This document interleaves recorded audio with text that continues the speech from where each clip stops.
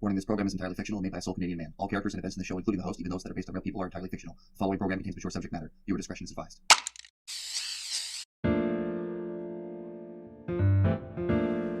America, the land of opportunity, fueled by immigration and innovation, with just a touch of authoritarian despotism.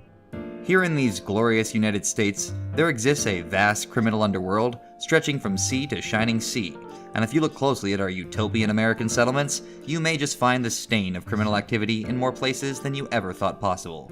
Tonight, on Grand Theft Auto Geographies.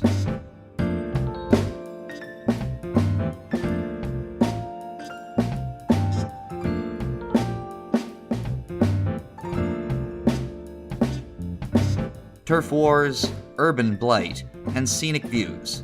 Tonight we will examine a district of the Liberty City mainland in Shoreside Vale that is known for its poverty and its crime and very little else. A place haunted by the specter of organized crime, whose streets continue to be patrolled to this day by armed thugs trying to desperately cling onto their tiny slice of American prosperity. We will witness meddling by the Italian mafia and the fracturing of a once dominant street gang into two petty warring factions, as we take a look at one of Liberty City's most neglected neighborhoods, Wichita Gardens.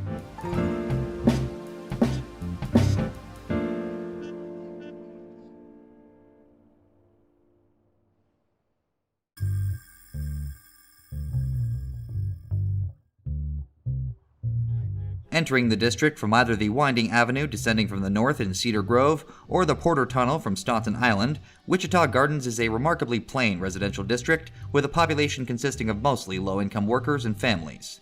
The district is made up exclusively of large housing projects which rise into the sky like so many imposing monoliths with simple, cost-effective designs, both inside and out, resulting in the area's less than wealthy demographics. The area has two main project blocks, though effectively three, given that one is divided by a large overpass. The western block consists of only one building for residents, which is slightly more spacious than the other eastern block projects. These buildings, while smaller, are nestled closely together and split off into two separate sections, a north and southern subblock, intersected by one of the district's distinctive features, steep inclined roads. According to city documents, part of the district even technically extends to small parts of what many consider to be Pike Creek, but functionally, these areas are not administered by Wichita Gardens, as they only consist of a single road and a dirt path used by stunt jumpers. In the district's far east, though technically not considered part of the neighborhood officially, lies the Staunton View Picnic Area, a large open park allowing the weary-eyed residents of the district to take a load off, relax, and imagine what life must be like living across the river. A large avenue outlines the district on all sides but the north, connecting to the Porter Tunnel in the west, surrounding a small lake in the south, and entering into the residential zones along the east. Technically speaking, the district borders Cedar Grove to the north, Pike Creek to the west, Francis International Airport to the south, and the river to the east.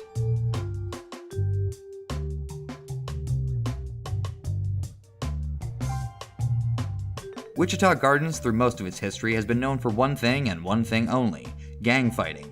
For many years, the area was controlled and patrolled by the Forelli crime family, based out of Staunton Island. During the chaotic mafia wars that embroiled much of the city in 1998, the district would fall under the control of the Southside Hoods Gang, a local outfit backed by the Portland-based Leone crime family.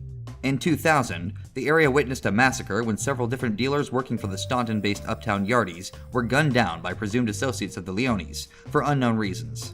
Beyond this incident, however, the Jottys don't appear to have had any influence in the area before or since. By 2001, the Hoods would fracture into two separate warring factions, the Red Jacks and the Purple Nines. When the Nines began working with the Colombian cartel in their effort to peddle the new drug Spank around the city, they would draw the ire of the Red Jacks leader D-Ice. D would employ the mysterious criminal contractor Claude to aid in hitting back against the Purple Nines, and eventually, Claude and D-Ice's brother would wipe out the Nines completely in a melee battle at the Staunton View picnic area. According to our sources, the area has remained under control of the Red Jacks ever since.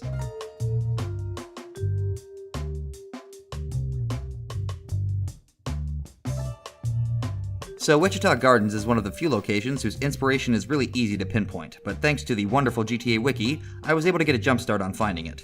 Very evidently, Wichita Gardens is based off of Co-op City in the Bronx, at least visually. It's worth noting that geographically, if directly comparing Liberty City to New York City, the geographic location of Co-op City in New York is different to Wichita Gardens' relationship to Staunton Island, being west of LC's Staunton Island, whilst the real Co-op City is northeast of Manhattan. The relatively low-income housing projects in large open areas make this one pretty easy to pin down, though it's also worth noting, likely many other similar housing projects around New York and other American cities played a big part in inspiring this district as well.